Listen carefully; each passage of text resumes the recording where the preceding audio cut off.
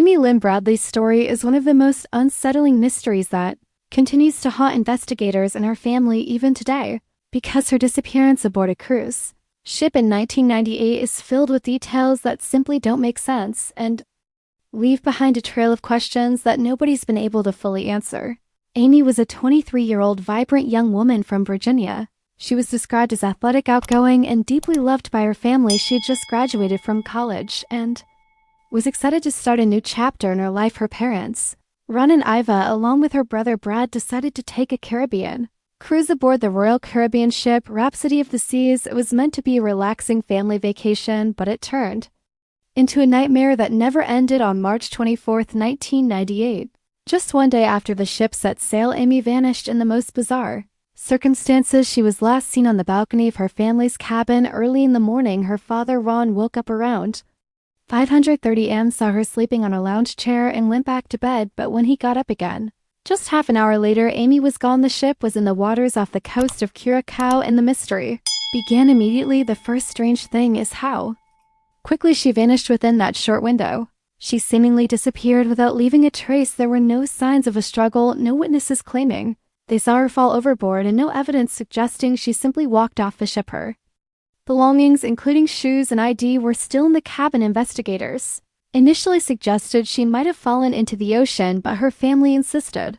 Amy was a strong swimmer and extremely cautious around water. She was not the type of person who would lean dangerously over a railing or take unnecessary risks. Another bizarre layer came from multiple reports of sightings after her disappearance. Several passengers claimed they had seen Amy with members of the ship's band Blue Orchid. She'd been socializing with them the night before, and suspicions grew that she may have been targeted in some way over the years. There have been alleged sightings of Amy in Curacao and other Caribbean locations. One witness even reported seeing her being forced into a bathroom by two men at a brothel in 1999. Another claimed she was approached by a woman in 2005 who said she was Amy and begged for help, but by the time authorities were called, she was gone. These alleged encounters created a chilling theory that Amy had been abducted and forced into human trafficking, a horrifying possibility that continues to haunt her family. What makes the case even more frustrating are the gaps in the investigation. The ship was not searched thoroughly.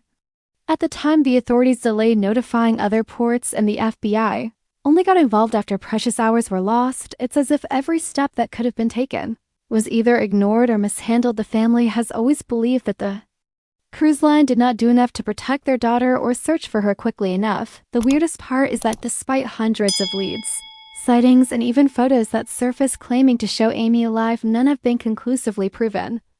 Today, more than 2 decades later, her disappearance remains unsolved. Her family still clings to hope, but the unanswered questions keep piling up. How could someone vanish from a crowded cruise ship? How could so many alleged sightings go unverified?